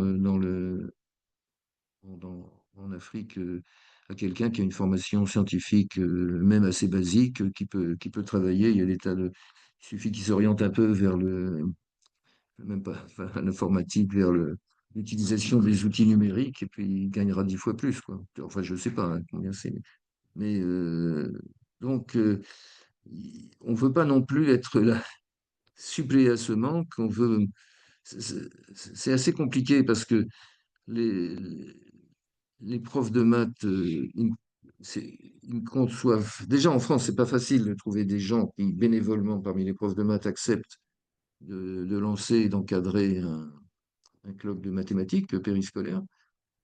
Mais en Afrique, ben, s'ils travaillent en plus, parce que c'est quand même du travail, c'est du boulot, disons, à défaut de travail rémunéré, ils demandent à être rémunérés, quoi. C'est un peu dans leur esprit, quoi. Et on a beaucoup de mal. Alors, ils sont tout à fait d'accord au niveau un peu global sur la nécessité, l'intérêt de monter ce genre de club de mathématiques, qui reste, il faut bien le dire, assez minoritaire hein, par rapport à la masse des élèves. Mais c'est minoritaire et c'est un peu pour donner l'exemple de ce qui peut être fait, quoi. Maintenant, on n'a pas tous les leviers en main pour influer sur l'enseignement des maths en Afrique. C'est, c'est, Ça nous dépasse ça. Mais ce qu'on voit, c'est que on devrait faire un peu un petit compendium là, les avis des élèves parce que c'est très réconfortant de voir les avis qu'ils donnent parce qu'il y a vraiment une surprise chez eux de découvrir ces mathématiques, quoi, qui sont des maths, hein, on reste sur la rigueur quand même, c'est pas des maths, mais ils se rendent compte qu'on peut s'y intéresser vraiment, quoi. Je ne sais pas en France même combien d'élèves, si on leur demandait si les maths les intéressent vraiment, quel serait le pourcentage de oui, je ne sais pas. Peut-être ok, 20%, 30%, je ne sais pas. Et là, là vraiment, on voit alors, c'est les élèves motivés hein, qui viennent. C'est les élèves, au début, quand on les travaillait, on avait des sessions qu'on a faites un peu comme ça, à la va-vite au Gabon, au Togo. Rien qu'à voir les photos, les élèves, là, ils étaient quasiment au garde à vous. C'était une photo de classe, quoi. C'était pas une photo de club. Après, il y en a. En fait, je ne sais pas si la question est pour les enseignants du lycée ou pour les mathématiques ou pour les enseignants au niveau universitaire. Parce que là, c'est encore, c'est pas pareil. C'est la perception de l'Africain subsaharien entre être enseignant au lycée et être enseignant à l'université n'est pas la même. Donc, je ne sais pas si, en gros, pour être Mais là, plus je parlais précis, carrément. pardon? Là, je me demandais carrément si le levier, c'était pas les élèves eux-mêmes. Peut-être enfin, les besoins des élèves, enfin, certains besoins d'élèves, parce que c'est pas tous les élèves, mais en fait, euh, dans quelle mesure l'investissement de ces jeunes pouvait aussi transformer le regard des profs sur ce qu'est l'enseignement ce sont Ah, les mathématiques et le goût des mathématiques. En fait, c'était juste, c'était surtout, enfin, mon avis, c'était plutôt dans quelle mesure ce que ces élèves proposent, ont fait, on produisent, peut avoir un impact sur ensuite, quoi. Voilà. c'est une remise en question puisque c'est pas du tout les mêmes, c'est pas il faut avoir un esprit tourné différemment pour faire des exercices d'Olympiade. Donc, quand les profs, les collègues, les profs de maths locaux voient ça, c'est une, donc s'ils se sont pas entraînés en amont, c'est une remise en question de ce qu'ils proposent en cours. C'est, comment dire, ça donne une autre perspective si vous voulez. Quand on fait des exercices style Olympiade, même les cours, c'est c'est pas la même chose que ce qu'on fait au lycée ou en L1, L2 à l'université ou même en classe prépa. Non, non, tout à fait. Moi, j'ai remarqué, j'ai fait un peu comme ça, j'ai regardé mes propres statistiques, là, que la plupart des pays qui ont de bons résultats aux Olympiades internationales, j'ai regardé. Alors, il y avait le Vietnam, la Russie, la Roumanie, pas la France. Par rapport à. Non, non, la France, elle est Oui. pas dans le top, top, top aux Olympiades. Ah oui? Oui, c'est vrai. C'était des pays qui avaient des clubs de maths. C'est Oui. des pays où il y avait deux choses. Des lycées d'excellence, peut-être des collèges aussi, et euh, des clubs de maths, quoi. Et ils ont été formés, et bon, beaucoup sont restés matheux hein, par la suite. C'est pas, ils y allaient de façon volontaire, ils n'étaient pas obligés. Alors bon, il y avait la Russie, l'Ukraine. L'Ukraine, c'est peut-être pour ça qu'elle résiste aussi bien, c'est qu'elle a d'excellents jeunes mathématiciens dans ses lycées. Quand ils sont venus en France, réfugiés, ils sont allés dans des lycées, les enfants sont allés dans des lycées français, ils avaient 1 ou 2 ans d'avance par rapport à ce qu'on faisait dans les lycées français. Donc il y a un problème peut-être qu'on ne perçoit pas très bien dans là-dedans, c'est que d'une certaine façon, l'élitisme, ben, vous le savez, il existe en mathématiques quand même, comme ailleurs, hein, je veux dire, et peut-être plus là qu'ailleurs, et faut le prendre en compte. Bon. Et l'encourager peut-être. Pardon? Je dis, et l'encourager peut-être aussi, en fait. On lui donnait les...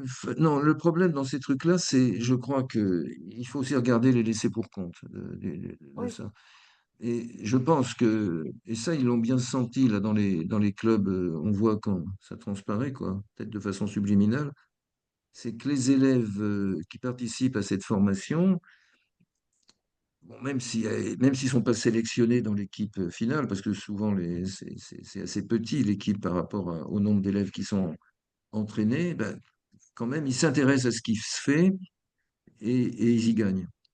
Parce que, ben, comme je dis, ils auront tous le bac ou des comme ça, quand ils vont travailler en sachant que, bon, Ouais, c'est des élèves motivés de toute façon, on comprend. ouais. Mais bon, Je peux je suis ajouter pas un perçu. Pardon? Oui, je peux ajouter sur la question de Galison. Donc, il n'y a pas un impact. Bon, pour nous, c'est encore récent, hein. Nous, on a commencé depuis 2022, mais on voit que il est nécessaire pour qu'il y ait un impact parce que bon, pour ce qu'on a vu en Tunisie ou ailleurs, tout ça, c'est que ces associations qui font qui font le travail de club, des préparations, qu'ils aient un lien avec les ministères, c'est-à-dire avec l'inspection des mathématiques. Quand c'est en dehors du ministère ou bien qu'il n'y a pas de lien, c'est difficile. Mais lorsqu'il y a un lien, à Djibouti, c'est ce qui est le cas. Il y a ce lien. Et donc, moi, quand je suis inspecteur des mathématiques, et maintenant, je suis inspecteur général. Donc, le lien avec le ministère est là. Alors que l'association Et créateur d'Adamat. Et créateur d'Adamat. Donc là, le lien, il est. Mais on Ouais. continue à travailler ensemble, tu vois. Et même là, voilà, il y a le président de l'association, il est avec moi, là, Mohamed, et on est dans le même bureau, hein. Euh, Et, et c'est ce lien qui permet, je crois qu'après, s'il y a un impact sur le programme ou tout ça, ou sur ou sur la mobilisation des enseignants aussi, parce que c'est du travail de volontariat. Et par exemple, chez nous, les clubs fonctionnent les vendredis après-midi, alors que vendredi, c'est un jour férié. Et- mais on a vu que les élèves qui sont dans le club, et leur posture par rapport aux mathématiques change. oui. Et, voilà. Et souvent aussi, et même la façon de résoudre les problèmes dans les devoirs scolaires, ils deviennent plus à l'aise. Donc, Ouais. ils prennent une certaine confiance. Et là, nous, on a eu deux promotions maintenant. Et les meilleurs de nos élèves du club, ceux qui ont gagné des médailles et tout ça, ils ont choisi de faire à l'université des mathématiques. Ils se sont lancés dans des filières mathématiques. Se Donc, lancer ça dans leur des a donné filières. Parce que confiance. parmi les Kosovars, là, j'ai pas cité, mais il y en a qui ont passé des tests de médecine ensuite. Alors, je sais pas, ils l'auraient peut-être fait de toute façon, mais Mm. il y a ensuite, ça modifie peut-être, disons, le futur dans lequel on se projette vers des études scientifiques, même si elles sont médicales ou Moi, autres, je quoi. Mais sais. il n'y a pas que les maths, quoi. Je veux dire, ils acquièrent peut-être un sens de la logique, du raisonnement. Maintenant, moi, je ne suis pas pour obliger tout le monde à faire des maths, hein. J'ai suffisamment Mm. d'exemples de copains qui étaient nuls en maths et qui ont parfaitement réussi dans la vie, dans leur vie. Ça- Moi, je j'aimerais pense qu'il bien faut donner. témoigner. Pardon? Allez-y, allez-y, Christian. Qu'est-ce qu'il est? Là, j'ai pas compris. Pardon. En fait, je voulais témoigner par rapport à ce que Abdo a dit tout à l'heure. En Algérie, nous avons fait une expérience de club de maths et effectivement, j'ai remarqué que ça donnait confiance aux élèves et qu'après, ils choisissent des filières plus techniques qui vont vers l'informatique, alors Ouais. qu'au départ, c'était pas du tout. Par exemple, c'est des élèves qui disent, moi plus tard, je voudrais faire pharmacie, médecine, mais dès qu'ils passent par le concours de maths, ils disent, ah mais finalement, on a pris goût, on va aller vers l'informatique, vers la programmation. Oui, je pense qu'il y en a pour qui ça a été des révélations, là. C'est Le jeune ça. berger malgache, c'est clair que je dis pas que s'il n'y avait pas eu ce club de maths auquel il a participé, il serait toujours en train de garder des moutons, mais presque, quoi. C'était une révélation, et puis ça a été immédiat. Mais bon, je pense qu'il y a des gens qui sont beaucoup plus doués que d'autres et qui ont un potentiel beaucoup plus fort, si vous voulez. On va chercher des footballeurs en Afrique, pourquoi on n'irait pas chercher des matheux, quoi. Enfin, chercher, disons, trouver des gens qui ont la possibilité de le faire. Et je pense que les maths, c'est un peu ça.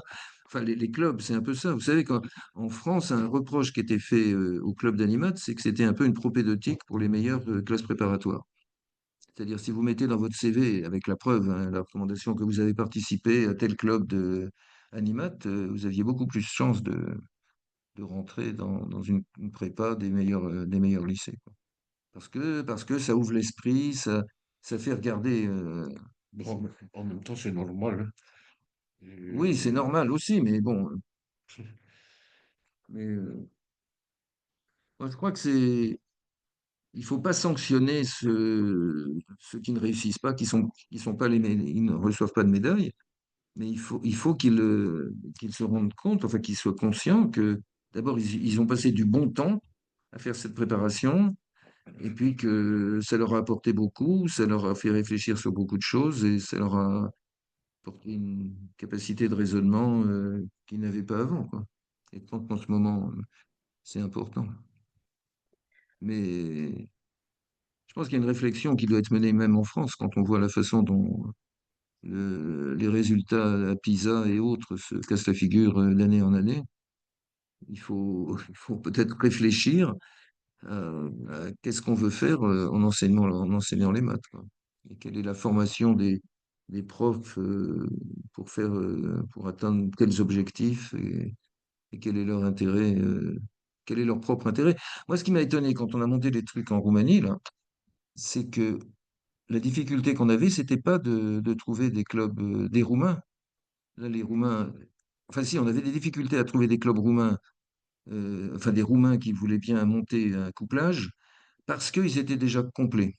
Ils avaient déjà leur lycée, leur donnait, ou pour trouver des projets internationaux, ils n'avaient pas le droit de faire plus de, je sais pas, 10 projets par un lycée. Et ils les faisaient tous, donc il fallait trouver un créneau là-dessus.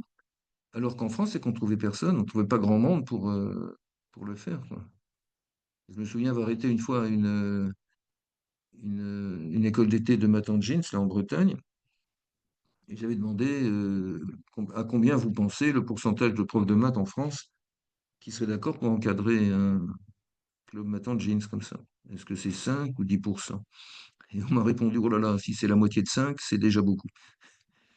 Donc, et ça, si vous voulez, il y a peut-être une réflexion à avoir sur la motivation des profs en France. Mais là, on déborde un peu du sujet de cette visio de ce soir, quoi. Mais là, moi, ce que je constate, c'est que dans ces clubs, il y a, il y a- il y a parfois, enfin, faudrait que je retrouve toutes les appréciations des élèves qu'on a reçues, quoi. Il y a vraiment un enthousiasme, une découverte, quoi, qui a été faite à l'issue de la session. Et Ouais. après, bon, C'est un point important, hein, le volontariat. oui, Et tout nous, on a discuté avec beaucoup des pays d'Afrique, mais le point le plus important qui pose problème, c'est les bénévolats. C'est-à-dire que ces profs-là, eh ben, ils aiment, d'accord, mais il faut qu'ils donnent du temps et oui, euh, qu'ils restent dans le club. Parce que voilà, il peut être volontaire une année, s'il part, il y a un autre qui le remplace, mais celui-là aussi, il faut qu'il reprenne à zéro, parce qu'il faut aussi lui-même qu'il se forme et qu'il ouais, ouais. et à ce monde des Olympiades. Et voilà, et c'est le volontariat et surtout la pérennité du volontariat. Il faut Ouais, trouver c'est vrai. d'autres manières de les motiver et tout ça. Et aussi, est-ce que souvent aussi la question, quel retour sur investissement pour eux, pour les profs? Voilà, par exemple, est-ce que voilà, le ministère est reconnaissant pour le travail fait, tout ça? Voilà. Et souvent, ça pose des problèmes de trouver des gens qui restent dans ce travail Oui, de oui. volontariat sur un laps de temps en continu. On a un peu le même problème pour les intervenants qu'on veut envoyer comme ça en Afrique, surtout les X là, qui sont passés, ou peut-être plus les X que les Normaliens d'ailleurs, qui sont passés par Animat dans leur jeunesse, un peu, ils sont contents d'aller faire une semaine comme ça, ils le font très bien, ils ont tout ce qu'il faut, c'est bien préparé, mais moi je pensais qu'après, ils assureraient le suivi, quoi, et ils assureraient le suivi, mais non, eux, alors eux, c'est autre chose, ils sont pris dans leur carrière, là, qui va être brillante, etc., donc, bon, je pense qu'on pourrait leur demander 2 fois peut-être, mais on peut pas les utiliser, si on peut dire, comme encadrant. Sauf un, là, celui qui est à Madagascar, Louis Rustenholz, qui est vraiment passionné par ça, quoi. Parce que c'est vrai que ça prend un certain temps, ils sont pris dans d'autres objectifs, quoi. Et puis, bon, voilà, quoi. C'est- Enfin, pour l'instant, je suis content parce que j'avoue qu'après l'histoire du Covid, là, je pensais que tout était fichu, puis ça reprend et ça reprend même mieux. Avec ceux qui travaillent, Djibouti, Sénégal, Madagascar et le Cameroun. Ça reprend même mieux parce que c'est structuré, il y a des équipes qui travaillent, enfin, qui font, qui sont motivées et qui font des belles choses, quoi. Maintenant, combien de temps ça va durer, ben, on verra à l'usage. Mais je ne serais pas contre que à la limite, quelqu'un qui s'occupe d'un club, même en France, dans son lycée, reçoive des heures complémentaires, ou qui ait un bénéfice, ouais, autre chose que le fait de suivre le club, quoi, qui est déjà pas mal, quoi. Ce qu'a fait Hubert Proal, je pense que vous le connaissez tous et toutes, là. Moi, j'ai trouvé ça extraordinaire, quoi. Le jour où il m'a annoncé qu'il faisait la plus haute exposition de mathématiques du monde, parce qu'il avait mis les travaux de ses élèves sous plastique et les exposait en haut des pistes de Serre Chevalier, je trouvais que fallait déjà en avoir l'idée, quoi. Bon, mais le gamin qui a vu son travail exposé à 2000 ou 2500 mètres d'altitude, bon, c'est en termes de motivation pas forcément consciente, de valorisation de ce qu'il a fait, je trouve que c'est à vie, ça. Après, il s'intéressera peut-être, ne serait-ce qu'à s'abonner à une revue scientifique, voilà. Enfin, voilà. Merci. Enfin, c'est vrai que la récompense gratuite, c'est de pouvoir éveiller, enfin, de révéler en fait des jeunes talents, quoi. C'est vraiment un truc important. Enfin, c'est vrai que Oui, c'est. mais il n'y a pas que ça. Oui, mais c'est. Il n'y Oui, a pas que il y a ça. pas Il n'y que a pas ça. que ça, moi. Mais c'est Je aussi trouve que l'aspect. dans cette civilisation de fake news là, qui s'annonce, avoir des gens qui savent logiquement distinguer le vrai du faux, ben, ça me semble important, quoi. Aussi, Parce oui, qu'on bien sûr. on entend n'importe quoi là maintenant. Ok. Après, on l'a toujours entendu, mais maintenant ça se répand à toute vitesse. Donc, je pense que la science peut au moins apporter sinon un contre-feu, du moins être dans une stratégie de contre-feu. Mais là, on s'éloigne Oui, notre sujet. Bah, je crois que s'il n'y a plus de questions, Et écoutez, Bernadette voulait poser une question, il me semble. Ah, vas-y. Moi, j'ai pas vu.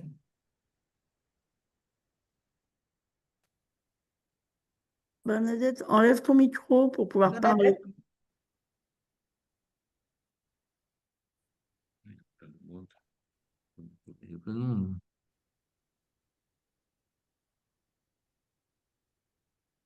Le temps que Bernadette arrive à rouvrir son micro, moi, par rapport aux licences, aux étudiants en licence, il existe depuis très peu de temps en France, mais pourquoi pas à l'étranger, des stages recherche pour des jeunes filles. C'est des stages Maths c'est pour elles, c'est aussi sous l'égide de. Il y a aussi la Société mathématique de France, il y a Femmes et Maths, il y a Animat, etc. Et ça peut être une idée aussi pour faire travailler des jeunes filles en licence, L1, L2, L3, peu importe, sur des thèmes de recherche qu'elles sont, qu'elles peuvent trouver, avec l'aide forcément d'enseignants et d'enseignants-chercheurs, hein. Et, et ça peut être aussi intéressant pour étendre ce qui est fait en lycée au niveau universitaire. Je ne sais pas si vous connaissez ou pas Je sais les... que femmes et maths, ils interviennent beaucoup, là, ça devient une forte composante, mais il me semble, hein, mais peut-être que je dis des bêtises, que dans le cadre d'Animat, ce que j'en connais, c'est plutôt des journées femmes et maths ou des journées. Je ne crois pas qu'il y ait des clubs de filles. Je ne sais pas, Alors, peut-être que je me trompe. c'est pas des maths là, c'est pas des clubs. C'est-à-dire que c'est une semaine, c'est organisé Oui, c'est forcément. ça, c'est C'est une semaine ou au moins voilà. 5 jours où on prend en charge une vingtaine de jeunes filles. Là, ça s'était passé en France, dans notre université, qui venaient de toute la France, qui avaient été sélectionnées et qui allaient. Donc, c'était. Euh, on leur a fait faire de la recherche, bon, pas que ça, hein, forcément. On leur a fait des exposés découvertes, on leur a fait des visites, et elles avaient à regarder un thème par groupe, hein, forcément. Et après, il y avait un peu le même principe que ce que tu as parlé, ce dont tu as parlé, c'est une restitution devant les autres, devant le groupe. Donc, être en amphi, parler en amphi. Et pour certaines de ces jeunes filles l'année dernière chez nous, euh, elles ne s'imaginaient pas parler en amphi déjà. D'autres, c'était une véritable révélation. Euh, donc, euh, maintenant, comme tu as dit, c'est beaucoup de travail, c'est beaucoup de choses. Donc, en France, ça se fait sur différentes universités et certaines tournent, hein, parce que mais on Oui, a toujours le j'ai vu problème. ça, oui, sur le. C'est maths, c'est pour elle. Et alors, le problème qui se pose toujours, c'est les volontaires, etc. Mais ça, je crois qu'on ne va pas refaire le monde sur le bénévolat. Mais ça pourrait être aussi, cela, il y a des collègues qui parlaient en Afrique de licence, d'étudiants ou d'étudiantes en licence. Ça peut être une idée aussi. Alors, c'est pas des clubs, c'est sur une semaine, c'est au niveau de la recherche. Pour les ouvrir à la recherche et leur montrer comment on peut faire, comment elles peuvent faire de la recherche, parce que nous, on faisait rien. On était là, on était vraiment là en soutien. Et c'est tout. Et, et elles avaient réussi à trouver plein de choses. Et c'était vraiment impressionnant, j'allais dire. Bon, je voudrais ajouter un mot. Tu m'entends, Ouais. Carole, ou pas? C'est bon, maintenant tu peux parler, Bernadette. Simplement, je pense que nous avons à faire un travail de manière générale et en particulier selon le thème de la rencontre, si nous voulons que justement ça ne reste pas cloisonné, si nous voulons étendre et favoriser des interventions, des prises de responsabilité, il faut qu'on en parle et il faut le préparer. Mais ça, il faut que ce soit ou de temps en temps un petit groupe qui fonctionne sur 3-4 séances, par exemple, 3-4 de nos séances, et puis qui passe, et pas, on n'est pas obligé de le faire à vie, je dirais, mais et qui passe ensuite les résultats du travail de préparation à un autre, à d'autres personnes. Il faut que ça circule, il faut qu'il y ait une certaine circulation dans l'énergie et les choix.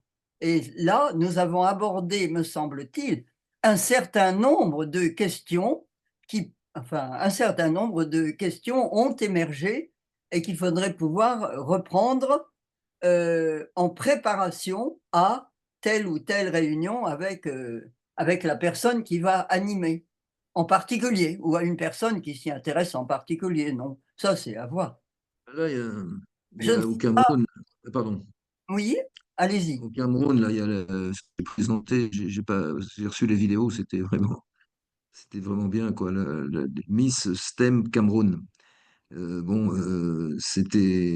alors on peut dire que ça fait un peu macho, tout ça, mais visiblement, ça a bien pris, quoi. Donc, bon, il y a l'EGMO, hein, il y a l'European Girl Mathematical Olympiad, qui est réservé aux filles. Moi, je ne sais pas. Personnellement, je me dirais que l'action en direction des filles, c'est l'affaire des filles. Donc, je lis les comptes Mais rendus quand ils me tombent sous les yeux, mais sur le oui, Sénégal, par exemple, Koumba Sarr, là, bon, maintenant elle est prise par une carrière assez fulgurante, donc je ne sais pas si elle va continuer, mais il y a Sophie Dabo aussi qui est prof de Proba à Lille, qui est sénégalaise d'origine, qui travaille là-dessus en direction des femmes du Sénégal. Donc elles font des choses, bon, c'est pas très bien, oui, mais, mais mais je trouve que organiser, moi je suis, avant de faire des réunions de bureau, des trucs comme ça, j'en ai tellement fait, si vous voulez, hein, puis bon, étant passé par la diplomatie pas du scientifique tout en aussi. train de parler de réunion de bureau, là. Non, non, Attention. mais des réunions. Non, mais ok, il vaut mieux, surtout en Afrique, prendre des gens qui ont envie de faire des choses et puis leur demander qu'ils fassent et puis leur donner notre avis sur ce Faut qu'il qu'il y faut ait faire, quoi. Parce que bien j'ai même l'impression, enfin, d'après ce que me raconte Kumba, que les femmes sénégalaises, d'une certaine façon, elles se défendent mieux que les femmes françaises, quoi. Peut-être que j'ai une bêtise, hein, j'en sais rien, mais quand je vois ce qu'elles font, là, les responsabilités qu'elles prennent, et puis c'est pas seulement en maths, hein. Alors après, on va me citer des cas où c'est pas vrai. D'accord, mais je pense faut un peu accompagner un mouvement, et peut-être que un truc genre, est-ce qu'une Olympiade féminine française, ça marcherait? Je sais pas, là, j'ai pas d'opinion, mais Bon, Les ben, commentaires. gardons ces questions. Gardons-les et faisons-les surgir en analysant soit la ouais, préparation d'une séance, soit, oui, ça fait partie des questions que nous désirons prendre en compte, on va dire. ça c'est pour l'Afrique alors. Oui, ben, Oui, nous partons d'accord. pour l'Afrique, me semble-t-il. Oui, ouais, bah, c'est à eux de voir, je dirais. Mais il n'y a pas que Ouais, l'Afrique là, non, non. c'est Afrique et autres. Moi, ça me paraît pas Non, concerné. parce que le Gréma, c'est sur l'Afrique, je veux dire. Oui, ça, vraiment, c'est oui, mais ça peut être Gréma et d'autres, bien sûr. Merci Bernadette. Peut-être que s'il n'y a plus rien à rajouter, Carole, qu'est-ce que tu en Oui. penses? Donc, on Pétard. va mettre fin au téléséminaire, mais avant, on En va... tout cas, un grand merci, Christian. Grand merci, c'était vraiment Et intéressant. je n'ose estropier le nom de votre collègue. Merci à tous les deux, c'était vraiment passionnant. Ah Et oui, je pense que on va pouvoir, enfin, on réécoutera de toute façon votre conférence puisqu'elle va être enregistrée. Je oui. laisse la parole à Carole. La conférence est enregistrée. Merci à vous. Elle sera Merci. sur Merci le tout le site. monde. Elle sera sur le site pour les téléséminaires internationaux. Alors, peut-être pas demain, ou si je la mets demain, ça va être avec un code pour pouvoir la réenregistrer. Et après, il faut qu'elle soit transformée par d'autres personnes. Mais je pourrais la mettre avec le code. Il suffit de savoir qu'il y a un code et qui sera sur le site. Là, pour l'instant, je vais donner la semaine, le mois prochain, je vais y arriver, vendredi 5 décembre, nous allons laisser la place à un grand témoin. C'est Michel Artigue, qui est professeur honoraire à l'Université Paris-Cité et chercheuse associée au LDAR. Et elle nous présentera une étude comparative du langage pédagogico-didactique d'enseignants expérimentés de mathématiques de collège. Et en fait, c'est le projet international Lexicon qui va être présenté. Il y a déjà le résumé il suffit de faire Téléséminaire international des IRM et vous avez le résumé, je l'ai déjà mis. Et c'est là également qu'il y aura la conférence d'aujourd'hui. Un grand merci Christian pour tout ça. C'était très très intéressant. Merci à vous. J'espère pas vous avoir ennuyé. Moi, ça m'a donné des Absolument. idées, Mais hein. comme je dis, hein, c'est un gros boulot énorme depuis 15 ans, mais c'est fragile, quoi. Ça repose, c'est pas encore réellement institutionnalisé. Peut-être pour le bien d'ailleurs, hein, je veux dire. Mais enfin, bon, j'espère qu'au moins ça formera une base Et pour. aussi être sûr que les participants ont tous facilement les adresses, hein. Je pense qu'ils l'ont. Mais Si vous souhaitez m'écrire les adresses ou être sur la liste pour avoir toutes les informations concernant les téléséminaires, si vous ne l'avez pas, je la remets Ouais. très très vite. C'est carole.bae@univ-artois.fr. Voilà, là, maintenant. Merci à tous et toutes. Voilà. Merci beaucoup. Je vais mettre un point, je vais terminer la réunion pour qu'on puisse avoir l'enregistrement. Merci beaucoup. Question, est-ce que je pourrais écrire